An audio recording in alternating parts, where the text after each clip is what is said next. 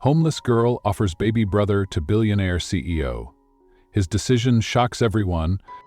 He had everything: power, fortune, respect. But no one ever knocked on his door carrying a baby. Until that night.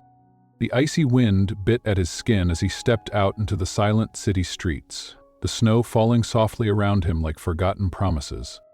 And then, through the blur of white, he saw her. A tiny girl, no older than 5, clutching a fragile bundle wrapped in threadbare blankets. Her eyes, wide and desperate, locked onto his. "Don't you need a baby, sir?" she asked, her voice trembling but fierce. "Take my little brother. He's only 4 months old, and he's hungry." For the first time in years, the coldest man in New York felt something stir inside him, something he'd thought he'd buried forever. This was no business deal. This was the beginning of a family he never expected to find, the night she was found. Ethan Carter had spent his life building walls. Walls of glass and steel, towering over the city skyline. His empire a monument to control, precision, and power. At 42, he was the kind of man people admired from a distance, the unshakable titan of New York real estate. His penthouse was a fortress of silence, the marble floors cold beneath his feet, the only warmth coming from the soft crackle of a carefully tended fire that burned like a quiet rebellion against the emptiness. His evenings were always the same: contracts to review, deals to close, a whiskey glass occasionally pressed to his lips. His mind numbed against the loneliness he refused to acknowledge. Tonight was no different. The gala had been a success, a $300 million 0-cent acquisition that solidified his grip on the city's most coveted properties. Applause had echoed in the grand hall. Champagne had sparkled in crystal flutes, and yet none of it had touched him. Success tasted like ash when there was no one to share it with.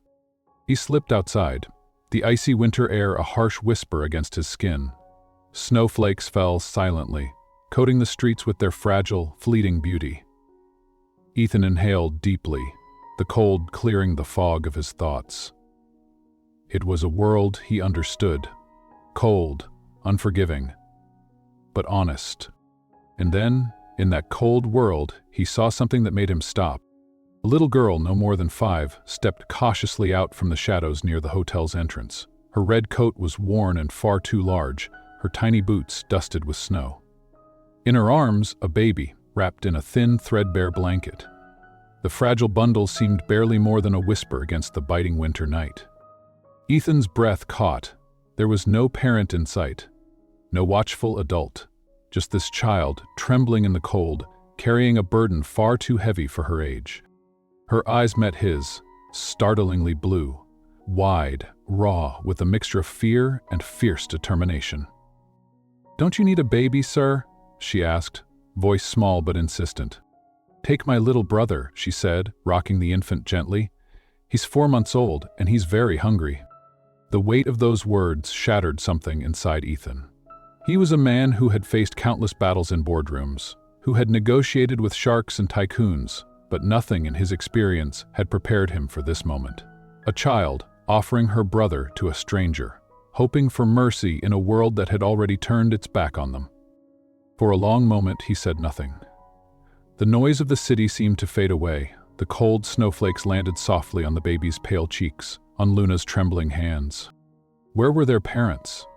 What story had brought these 2 children to this fragile, desperate act? "Where is your mother?" Ethan finally asked, his voice low, carefully measured. The girl's gaze dropped to the baby's face. "Mom went to get food," she whispered. "It's been a long time." Since the sun was high, Ethan guessed. Almost midnight now. No mother should leave 2 small children alone in the freezing dark for so long. The baby stirred, a weak cry escaping tiny lips. Luna shushed him, rocking him awkwardly, but with all the love she could muster. Ethan crouched to her level, heart tightening. "What's your name?" he asked gently. "Luna," she answered, her voice barely above a breath. "And the baby?" "Dio," she said. The names echoed softly in Ethan's mind as he stood, the weight of a decision pressing down on him. He was a man of logic and calculation, but tonight his heart was a stranger. "Luna," he said softly, "I can't just take your brother. but I can take care of both of you." Her eyes searched his face, suspicious, uncertain. "But how will your mom find you later?" she asked, voice small and wary. "We'll leave a message," he said quickly, improvising. "A note so she knows where you are." The baby whimpered again, and Luna hesitated only for a moment before nodding. "Okay," she said.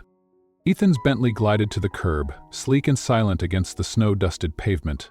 The driver, Charles Dow, opened the door but paused, stunned by the sight of his boss crouched beside two abandoned children. "Mr. Carter," Charles whispered. Ethan looked up, voice steady but changed. "Help her into the car, turn the heat on full." As Luna climbed in beside him, baby Theo cradled carefully in his arms, Ethan felt the chill inside him start to thaw. The first flicker of something long forgotten: hope. The city's lights blurred past the windows, but in that warm car a new story was beginning, one not written in contracts or boardroom deals, but in fragile trust, healing, and the kind of love money could never buy. Tonight, Ethan Carter was no longer just a billionaire. He was a guardian. Chapter 1: The Girl in the Snow. Ethan Carter's steps echoed faintly on the marble floor of the hotel lobby as he moved with the calm assurance of a man who owned the city. His tailored black coat draped perfectly over broad shoulders, and his eyes, sharp and calculating, briefly swept the room as if sizing up an opponent. The gala had been a triumph. His latest acquisition cemented his place atop Manhattan's real estate world. The room had applauded, the deals signed, the future secured. Yet as he pushed open the heavy glass doors, the chill of the winter night bit into his skin like a reminder of all that success couldn't warm. The city lay quiet beneath a fresh blanket of snow, the glow of streetlights casting halos in the air. Ethan exhaled, the cold air sharp and pure in his lungs. He was alone, as usual, his driver a few minutes behind. The night should have been just another routine closing, another step forward in a life meticulously controlled. But it wasn't. From the corner of his eye, movement caught his attention, subtle, barely there, near the hotel's ornamental bushes. A shadow, slipping through the snow like a ghost. Ethan stopped. His gaze sharpened, heart skipping a beat at the sight that emerged. A tiny figure, small and fragile, in a red coat far too big and worn. A little girl no older than 5, pale face streaked with dirt, but eyes that arrested him. Astonishingly blue and fiercely bright. And cradled in her arms, a baby. Wrapped in a thin, faded blanket, the child looked as if he might disappear into the night itself. Ethan's breath caught. For a moment, the world held its breath with him. There was no adult in sight, no watchful parent, no passerby, just 2 children, standing alone in the bitter cold. The girl stepped forward hesitantly, her gaze fixed on him. Her lips parted. "Don't you need a baby, sir?" Her voice was small but fierce, carrying a plea far beyond her years. "Take my little brother. He's 4 months old, and he's very hungry." Ethan's hand trembled as he reached for his phone, but the words stuck in his throat. In 2 decades of ruthless business, he had faced cutthroat negotiations, betrayals, crises of every kind, but nothing like this. A child offering her brother to a stranger. A silent prayer for mercy in a city that never paused for kindness. "Where are your parents?" he managed, voice low and steady despite the storm swirling inside. The girl shifted, adjusting the baby as he whimpered softly, a tiny, heartbreaking sound. "Mom went to get food," she said quietly. "It's been a long time." Ethan crouched down, meeting her gaze. "Long time?" he asked gently. She pointed upwards to the dark sky, where faint stars twinkled, the night deepening toward midnight. His mind raced. No mother would leave 2 small children alone for so many hours, not in this weather, not in this city. The baby cried again, weak and shivering. Luna's small arms tightened protectively around him. Without thinking, Ethan stepped closer. "This is Theo," she said, voice trembling but proud. "My little brother." Ethan swallowed hard. His heart clenched in a way he had not felt since childhood. The aching absence of warmth and belonging, the sting of abandonment long buried beneath years of success. He looked down at the infant's pale face, the chill pressing against soft skin, the fragile breath coming in shallow gasps. The city noises faded until the only sound was the baby's fragile cry and Luna's whispered lullabies. Ethan made a choice that shattered the walls around his heart. "Let's get you both somewhere warm." Inside his sleek Bentley, with the heater turned to the fullest, Ethan held Dio gently in his arms, feeling the baby's tiny fists grasping his fingers with surprising strength. Luna sat beside him, still wary but trusting, her icy blue eyes reflecting the soft glow of the dashboard lights. He caught her gaze in the rearview mirror. "You're safe now," he said softly. Luna gave a small nod, her breath steadying. The mansion loomed ahead, grand and cold, but tonight it would become a sanctuary. Mrs. Powell, the housekeeper of 30 years, met them at the door, her face a mask of polite surprise that softened as she took in the children. Ethan led them to the living room, where the fireplace crackled and warmth spilled over worn leather sofas. The house, usually silent and empty, suddenly filled with new life, fragile, raw, and full of hope. As Luna nibbled on a sandwich, eyes brightening for the first time in days, Ethan watched Theo drink from the bottle prepared by the doctor summoned in haste. For the first time in many years, the business titan felt something he could not put a price on. A flicker of something real. Family. Outside, the city continued unaware, wrapped in snow and silence. Inside, a story had begun, one of healing, secrets, and the unexpected power of love. And for Ethan Carter, the coldest man in Manhattan, the night the girl in the snow appeared would mark the beginning of a journey that no amount of money or power could ever prepare him for. Chapter 2: Shelter from the Storm. The Carter mansion had always been a place of order. Gleaming marble floors, crystal chandeliers, rooms meticulously arranged as if to impress some invisible jury. Ethan had spent years perfecting that order, building a fortress of control around himself. Yet tonight, the house was different. The walls echoed with quiet cries and tentative footsteps. Toys cluttered the living room floor. Bottles lined the kitchen counter. For the first time, the mansion felt less like a palace and more like a home. Ethan stood near the fireplace, his tall frame casting a long shadow against the flickering flames. Luna sat curled up on the leather sofa, wrapped in a soft blanket Mrs. Powell had brought.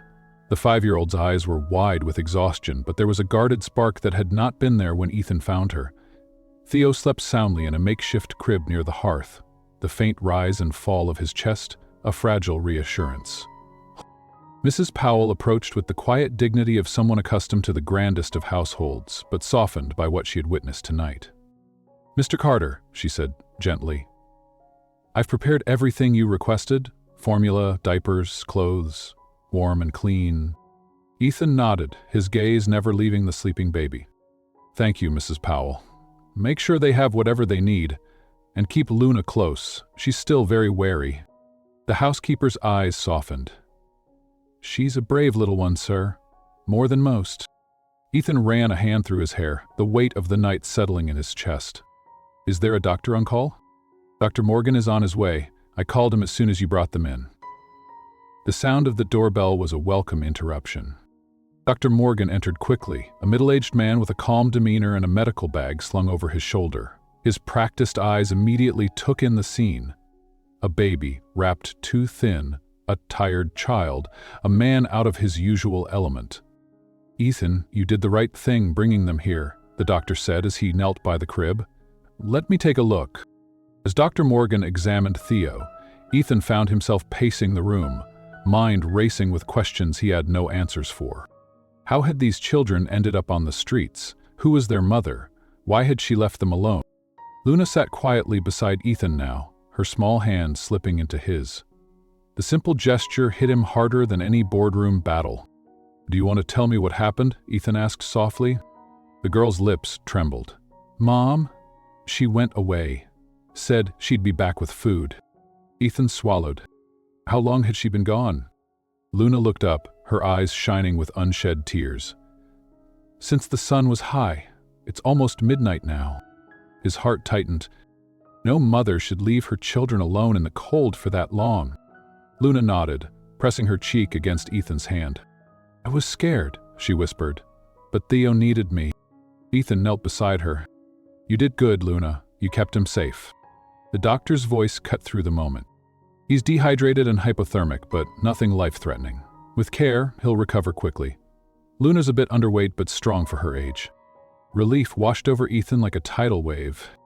For a moment, he closed his eyes, feeling the weight of responsibility settle over him. He had never imagined that 2 children, abandoned and vulnerable, would come to him and change everything.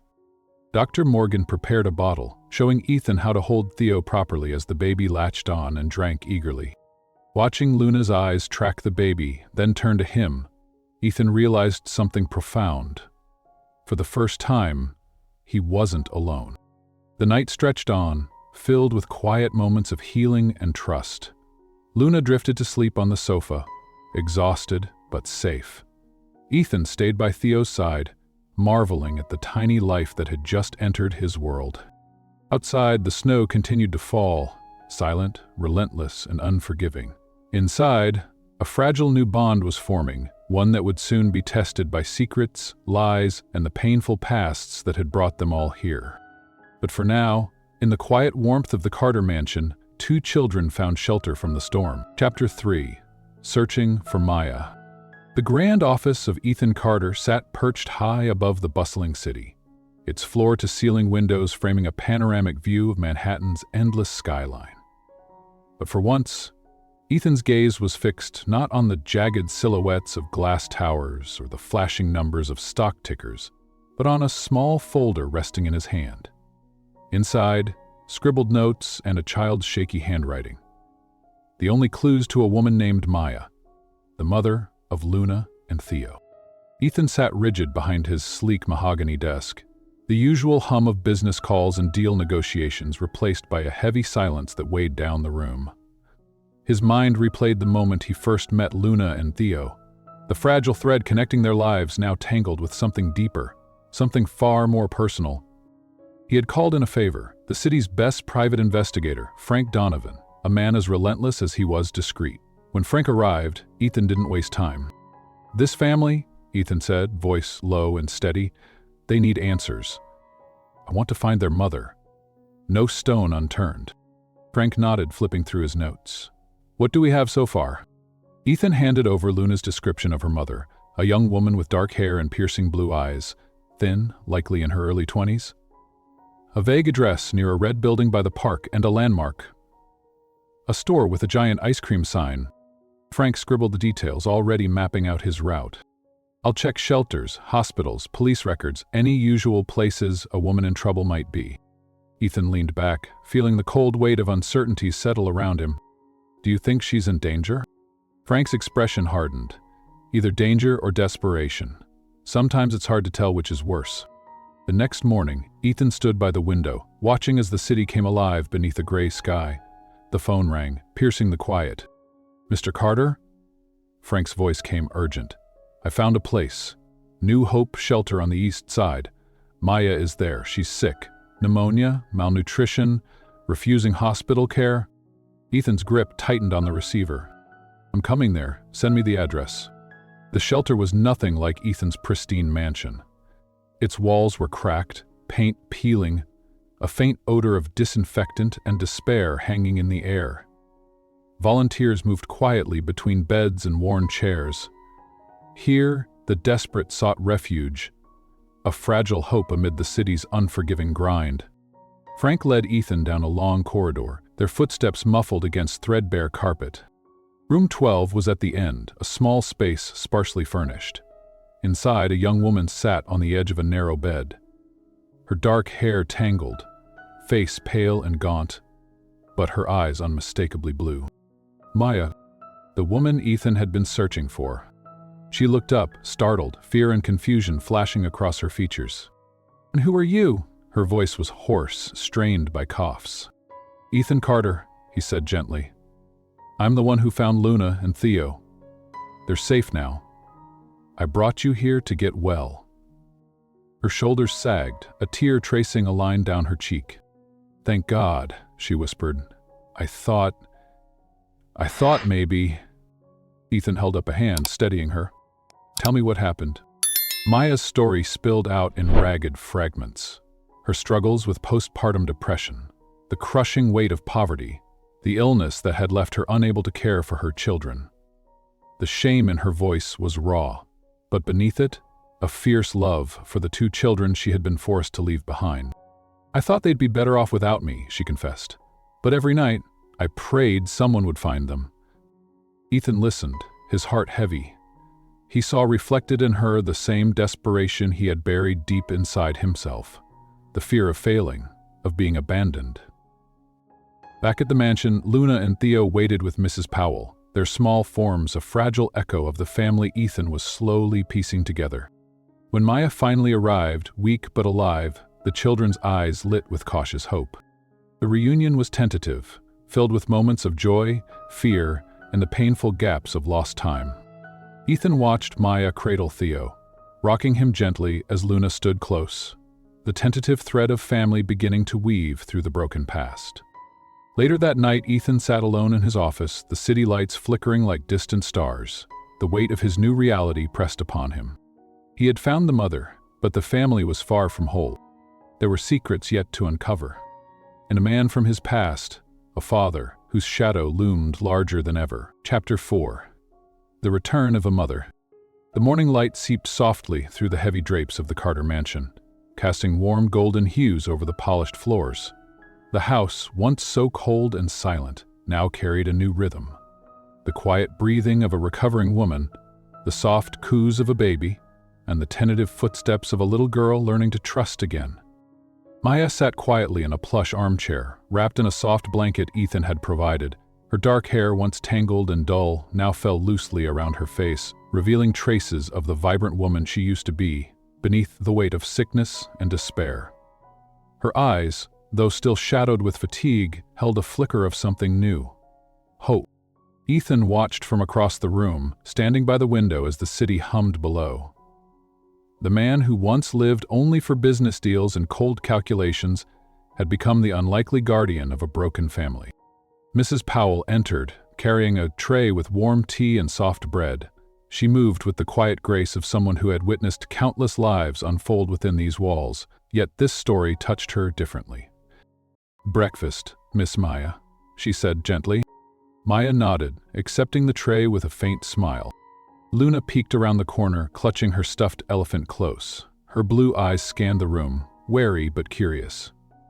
At the sight of her mother, a flicker of warmth softened her guarded expression. "Mom," she whispered. Maya's lips trembled as she rose slowly, moving toward Luna. Their embrace was tentative, filled with the fragile hope of reconciliation. Theo, now awake, gurgled softly from his crib. Maya reached out, her hands trembling as she cradled her son, marveling at the small life she had nearly lost. Ethan approached quietly, not wanting to intrude but drawn by the scene unfolding before him. "Welcome back," he said softly. Maya looked up, gratitude and vulnerability mingling in her gaze. "Thank you," she replied, voice barely above a whisper. "For saving them? For saving me." The days that followed were a delicate dance. Maya's strength returning slowly, Luna's cautious steps toward forgiveness, and Ethan's steady presence anchoring them all. Dr. Morgan visited regularly, overseeing Maya's recovery and guiding Ethan through the complexities of care. One afternoon, as the winter sun dipped low, Maya confided in Ethan, her voice raw. "I never wanted to leave them," she said, "but the darkness inside, it was too much. I was scared of myself." Ethan nodded, understanding more than she knew. "You're not alone anymore," he assured her. "We'll face this together." Outside, the snow melted into slush, the world awakening beneath the first hints of spring. Inside, a family was beginning to heal, fragile, imperfect, but fiercely bound by love. And for Ethan Carter, the cold walls he'd built were finally crumbling, making room for something he'd thought forever lost. Hope. Chapter 5. Bloodlines Unveiled. The weight of silence settled over the Carter mansion like a thick fog.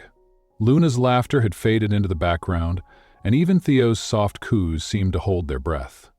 In the sleek, glass-walled study, where Ethan often reviewed his empire's blueprints, a different kind of blueprint was unfolding. One that threatened to unravel the carefully constructed life he thought he knew. Ethan sat across from Frank Donovan, the private investigator whose relentless search had brought them here. The detective tapped a folder on the desk, his expression grave. "What you're about to hear," Frank said carefully, "could change everything." Ethan's pulse quickened, a mixture of dread and anticipation tightening his chest. Frank opened the folder, revealing photos, notes, and documents collected over weeks of investigation. Among them were faded snapshots, a young woman with striking blue eyes, a child clutching a stuffed elephant, and a crumpled hospital birth record. "This is Maya," Frank explained, pointing to the photos. "The mother of Luna and Theo. And more importantly, she is your half-sister." Ethan's world shifted beneath him. How? His voice cracked, disbelief lacing the words. Frank continued. "Her mother, Elena Suarez, worked for your father as his personal assistant over 20 years ago. She disappeared abruptly, and according to records, she was pregnant when she left." Ethan swallowed, memories rushing unbidden. A distant figure of a woman he'd never met, whispered family stories. The cold absence of answers. "Luna and Theo," Frank said gently, "are your niece and nephew." The room seemed to tilt. Ethan's fingers clenched into fists, knuckles white against the polished desk. His father. Richard Carter. The man who had been distant, cold, and unyielding all his life. The man who had built a fortress of wealth and power but left wounds that never healed. Had he known? Had he deliberately erased this family from his life? Ethan's mind raced, emotions colliding. Anger, betrayal, confusion, and a faint, stubborn flicker of something else. A sense of belonging he had never dared to admit, longing for. He looked at the photos of Maya, Luna, and Theo. The faces that now felt inexplicably familiar, as if some hidden thread had been pulling them together all along. The truth was a jagged shard slicing through years of denial. But with truth came choices. And Ethan knew that what lay ahead would demand more courage than any boardroom battle. That evening, the mansion felt heavier. Ethan sat alone, staring at the city lights as snow began to fall again outside. The revelation echoed in his mind. A secret bloodline connecting him to 2 children and a mother he barely knew. The past was no longer buried. It demanded reckoning. Chapter 6. A Confrontation with the Patriarch. The towering glass facade of Carter Enterprises reflected the waning winter sun as Ethan ascended the marble steps toward the monolith that had been both his inheritance and his prison. The weight of what he was about to do pressed on him like a storm, but beneath the steel exterior he wore, something raw and trembling stirred. Inside, the lobby buzzed with the usual cadence of suits and whispered deals, but Ethan's mind was elsewhere. His stride was purposeful, each step carrying the heavy burden of secrets long buried and the reckoning that had finally come. At the executive floor, the assistant's voice was crisp, professional, but it failed to mask the underlying tension. "Hey Carter, your father is expecting you. Shall I get you anything? Coffee?" "No thank you, Claire," Ethan replied, adjusting his tie. "I'm ready." The door to Richard Carter's office opened before Ethan could knock, revealing the patriarch himself. Tall, commanding, his salt and pepper hair impeccably styled, eyes sharp and unyielding as ever. But today, there was something different in his stance. A faint flicker of uncertainty behind the steely gaze. "Ethan," Richard greeted, his voice cool, betraying nothing.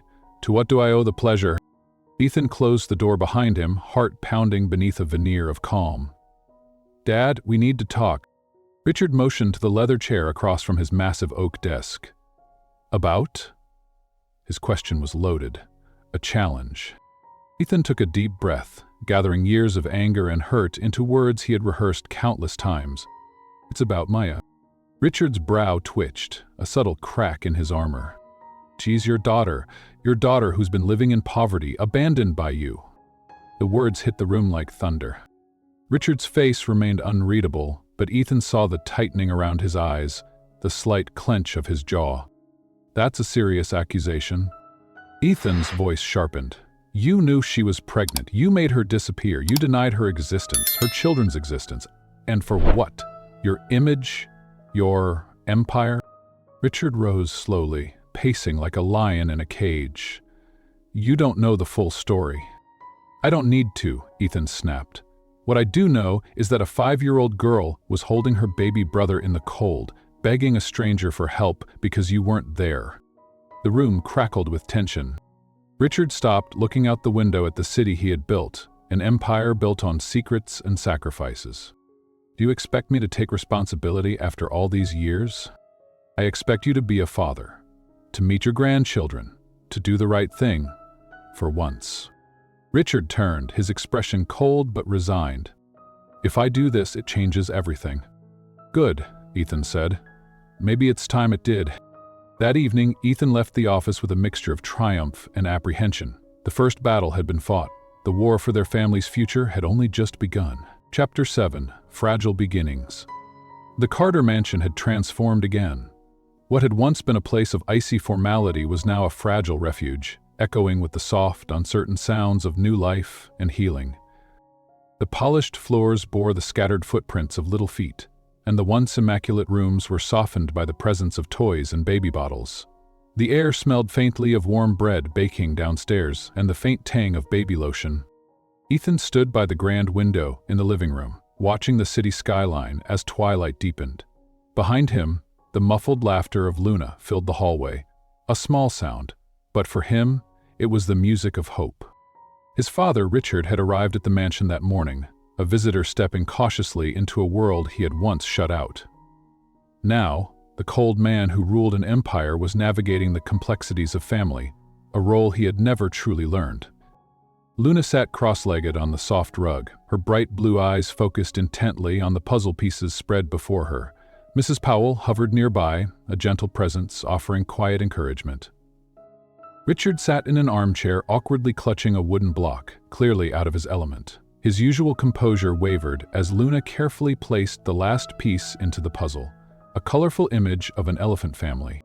"It's perfect," Luna exclaimed, beaming at her grandfather. Richard smiled, a rare warmth breaking through his guarded facade. "Good job, Luna." For a moment, the years of bitterness and neglect seemed to dissolve in the light of this small victory, yet beneath the surface, old wounds still simmered, and every smile was laced with uncertainty. Later that afternoon, Ethan found Maya in the kitchen, preparing lunch with the quiet determination of someone reclaiming her life. Luna sat at the table, humming softly as she colored in a picture book. Maya looked up as Ethan entered, her eyes tired but resolute. "How is he?" she asked, nodding toward the living room. "Richard?" Ethan replied, leaning against the doorframe. "Trying. He's never been around children before, but he's here." Maya nodded slowly, her gaze flickering to Luna. "She?" Opening up, Ethan's lips curved in a small, hopeful smile. "She's beginning to relax. Today she even laughed." Maya's expression softened. "That's more than I dared hope for." In the formal sitting room, Richard sat with Luna, trying to engage her in conversation. "Do you like elephants?" he asked, hesitant. Luna nodded enthusiastically. "I love them. My mom says they take care of their babies just like I take care of Theo." Richard's eyes flickered with something akin to admiration. "Your mom sounds like a very strong woman." "She is," Luna said, her voice firm. "She's been sick, but she's getting better." Richard nodded, absorbing the gravity of the situation in silence. For all his years of power, he was learning that strength could take many forms. Some fragile, some fierce. That evening, Ethan sat alone in his office, the glow of the city lights spilling across his desk. He poured himself a glass of whiskey but set it down untouched, his thoughts consumed by the family growing just down the hall. He could hear Luna's footsteps padding softly as she went to bed and the faint murmur of Maya singing a lullaby to Theo. The house was no longer empty. It was home. But beneath the fragile peace, questions lingered. Could Maya truly forgive the past? Could Richard reconcile the father he had been with the man he wanted to become? And could Ethan, hardened by years of solitude, open himself fully to the love that was blossoming before him? The following morning, Luna awoke to find a small box beside her bed. A gift from Richard. Inside was a delicate necklace with an elephant pendant. Ethan watched as Luna's face lit up, her fingers tracing the smooth silver. Richard stood nearby, watching quietly. It's a start, Ethan whispered to himself. And for the first time in a long time, he believed that some beginnings, no matter how fragile, could grow into something beautiful. Chapter 8. A Father's Last Wish. The sterile scent of the hospital filled the small guest room in the Carter mansion where Richard lay. The once imposing patriarch of the Carter Empire was now fragile, his gaunt frame barely filling the pristine bed. Tubes and machines beeped softly, a stark contrast to the iron will that had defined him for decades. Ethan stood by the window, looking out at the city skyline shimmering beneath a pale gray sky. For all his power and wealth, the world beyond those glass walls seemed distant, almost unreal compared to the battle unfolding in this quiet room. Maya sat in a chair beside the bed, holding Luna's hand gently. Luna, who once clung to Ethan like a lifeline, now edged cautiously toward the man she barely knew, but slowly learned to call Grandpa. Richard's eyes fluttered open, and he struggled to focus on the faces around him. "Ethan," he whispered hoarsely. Maya squeezed Luna's hand, steadying herself. "It's good to see you, Dad," she said softly, her voice trembling but firm. Richard's gaze shifted to Luna, and a faint smile touched his cracked lips. "My granddaughter," he murmured. Ethan stepped forward, clearing his throat. "The doctors say the cancer has advanced," Ethan said carefully. "They estimate 6 to 8 months. Richard's eyes darkened with the weight of the prognosis, but also with a sudden clarity. "I have little time," he admitted, "but I want to use it well." Over the next weeks, the Carter mansion became a place of fragile healing and cautious hope. Richard's visits, once rare and formal, became frequent, each one marked by moments of vulnerability he had long suppressed.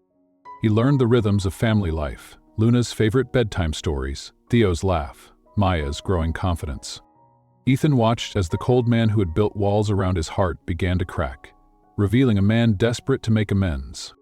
One afternoon, as the spring sun filtered through the tall windows, Richard called Ethan and Maya into the library, a room lined with dark bookshelves and memories. "I've prepared some documents," Richard said, his voice steady despite his frailty. "I want to ensure that Maya and the children are provided for, financially, legally. No more secrets." Maya looked at Ethan, uncertainty and hope mingling in her eyes. Richard continued, "I want to be recognized as their father and grandfather.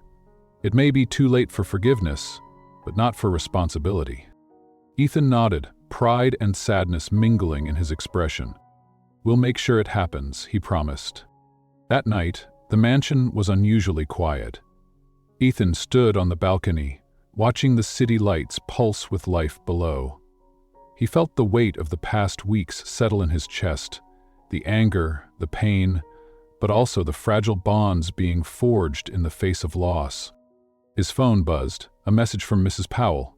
"Luna asks if she can have breakfast with her mom tomorrow morning." He smiled softly. Even in uncertainty, life pressed forward.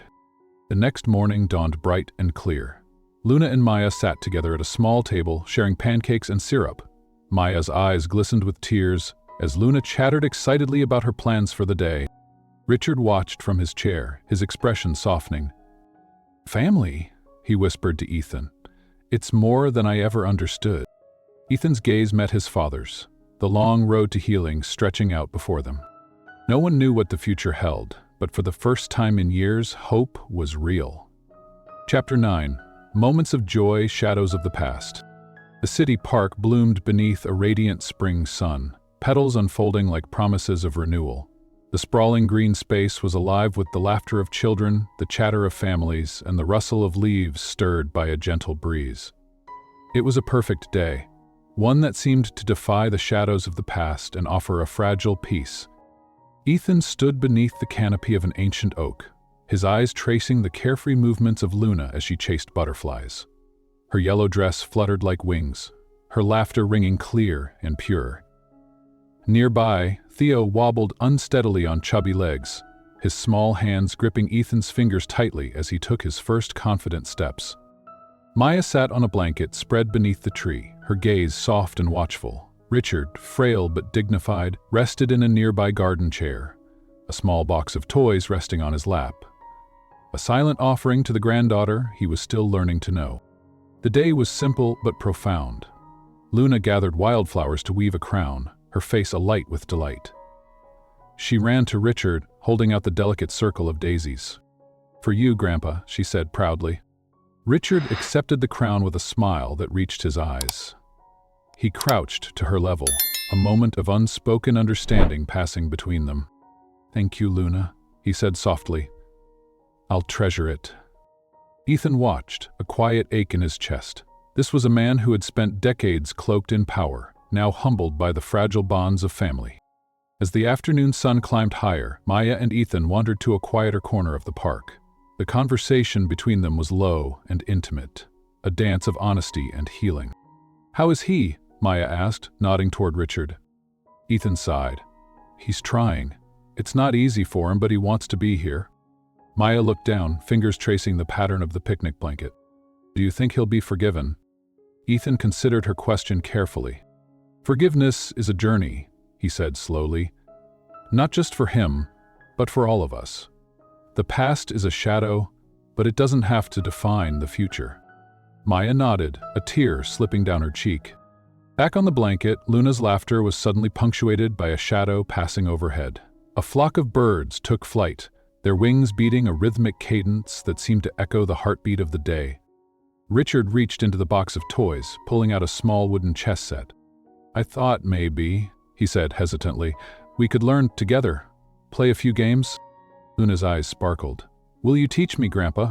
Richard smiled, the first genuine smile Ethan had seen in weeks. "I'll try my best." The afternoon waned, and with it came the inevitable shadows. Richard's breathing grew labored, a pale flush crossing his cheeks. Maya noticed first, rising to his side. "Are you all right?" she asked gently. Richard nodded weakly but made no protest as Maya helped him to a nearby bench. Ethan joined them, concern etching his features. "The doctors warned us about these episodes," Ethan said softly. "Just take it slow." Richard's eyes met Ethan's, gratitude and regret mingling in their depths. "I'm sorry," he whispered. "For everything." Ethan reached out, placing a steady hand on his father's. "It's not over yet," he said. "We still have time." As twilight fell, the family made their way back to the mansion, the city lights flickering like distant stars. Luna, exhausted but happy, held Maya's hand tightly. Theo, nestled in Ethan's arms, yawned softly, his eyes heavy with sleep. In the quiet of the car, Ethan caught Maya's gaze. "Do you think we can really build something new?" she asked. He smiled gently. "We already have." Later that night, Ethan stood on the balcony, the cool air filling his lungs as he stared into the endless cityscape. Memories of the past haunted him, the years of absence, the secrets kept, the love withheld. But beneath the shadows was something brighter, a family forged in the crucible of hardship, bound by love and resilience. He whispered to the night, "We are more than our past." And for the first time in a long time, the future felt possible. Chapter 10, Legacy of Love. A soft light of dawn spilled into the Carter Mansion's garden, painting the world in delicate shades of pink and gold. The chill of early spring was tempered by the promise of new beginnings, a season where even the deepest wounds might find room to heal. Luna darted across the freshly mown lawn, her laughter pure and unburdened as she chased a fluttering butterfly. Theo toddled close behind, his small hands clutching Ethan's fingers for balance, his face alight with the simple joy of discovery. Nearby, Maya watched with a tender smile, her eyes tracing the children who had become her world. Richard sat in a sturdy garden chair, frailer than weeks ago, but with a serenity that seemed almost at peace with time itself. The lines etched into his weathered face told stories of regret and redemption, of mistakes made and the desperate hope to make things right before it was too late. Inside the mansion, the dining room was set for a quiet celebration. Fresh flowers filled crystal vases, casting rainbows across the polished mahogany table. The atmosphere was solemn, yet hopeful, a space where past and future met in fragile harmony. Ethan stood near the head of the table, holding a stack of papers that had the power to change everything. With a steady hand, he placed them before Maya and Richard. "These documents," Ethan began, voice steady but full of emotion, "will legally recognize Maya as Richard's daughter and Luna and Theo as his grandchildren. Maya's eyes shimmered with tears as she reached out, her fingers trembling over the papers. "This is more than I ever imagined," she whispered. Richard, his gaze heavy with the weight of years, nodded slowly. "It's not just about money or legacy," he said quietly. "It's about being part of this family. Even now, in whatever time I have left." The papers signed, the moment was quiet but profound. The family sat together, the distance between them shrinking with each shared glance, each whispered word. Luna leaned into Maya's side, exhausted but radiant. Theo nestled in Ethan's arms, his trust and innocence a balm to all who looked upon him. For Ethan, the house no longer felt like an estate of solitude, but a home alive with the laughter, the tears, and the messy beauty of family. As evening settled, the family gathered in the garden. The air was fragrant with blooming jasmine and fresh earth. Luna skipped toward Richard, holding a delicate daisy chain she had woven herself. "For you, Grandpa," she said, her voice full of pride and affection. Richard took the crown gently, placing it atop his thinning hair. A smile spread across his face, genuine and unguarded. "I'll wear it proudly," he said, his voice thick with emotion. Ethan stood nearby, watching, the sharp lines of his face softened by something new: gratitude. Later, as the children slept, Ethan and Maya sat quietly in the drawing room, the flickering fire casting dancing shadows on the walls. "It feels like the storm is finally passing," Maya said, her voice barely above a whisper. Ethan nodded, his gaze distant. "Families aren't perfect," he replied. "They're made of struggle, forgiveness, and moments like these, moments that remind us why we fight for each other." Maya reached out, her hand finding his. "We have a legacy now," she said, not one built on secrets or silence, but on love. The days that followed were filled with tentative plans and quiet hopes. Richard's health fluctuated, but each moment shared was a treasure, a chance to rewrite a story once written in pain. Ethan, Maya, Luna, and Theo began to build a new rhythm, one woven from threads of compassion and resilience. One afternoon, as Luna taught Theo to draw elephants in the sunlit kitchen, Ethan stood by the window, reflecting on the journey. He thought of the night Luna and Theo had appeared at his door, frightened, cold, and alone. How that night had shattered his carefully constructed world and rebuilt it with something stronger. He understood now that true wealth was not measured in buildings or money, but in the bonds forged by love and choice. In the quiet that followed, Ethan lifted his glass in a silent toast to the family before him. Imperfect, broken, but beautifully whole. And as the sun set, casting the mansion in warm amber light, the legacy of love they had created stood firm, a testament to the power of forgiveness, courage, and hope. The Carter mansion, once a fortress of cold glass and silent halls, had blossomed into a home filled with light, laughter, and fragile hope. The legacy of a broken past was slowly being rewritten with each tender moment shared by Ethan, Maya, Luna, and Theo. Ethan stood by the window, watching dawn unfurl over the cityscape, a symbol of new beginnings that felt as uncertain as they were full of promise. In his heart, he knew this family was no longer defined by secrets or pain, but by the courage it took to forgive, to trust, and to choose one another again and again. There is a quiet power in choosing love despite the scars, in embracing imperfection over illusion, in giving someone, not perfection, but presence. For all of us searching in a world that often feels cold and fractured, Ethan's story is a gentle reminder. You are worthy of being chosen. You are worthy of belonging. No matter how many walls you've built, no matter the loneliness you've endured, love waits to break through. If this story touched something inside you, consider who in your own life might need your presence, your forgiveness, or your trust. What walls could you begin to lower today? What family, in its many forms, awaits your willingness to be real and whole? Because in the end, love is not about perfection, it is about showing up. It is about choosing every day to stay. Thank you for sharing in this journey. May it inspire you to believe in second chances, in healing, and in the power of family chosen, messy, and enduring.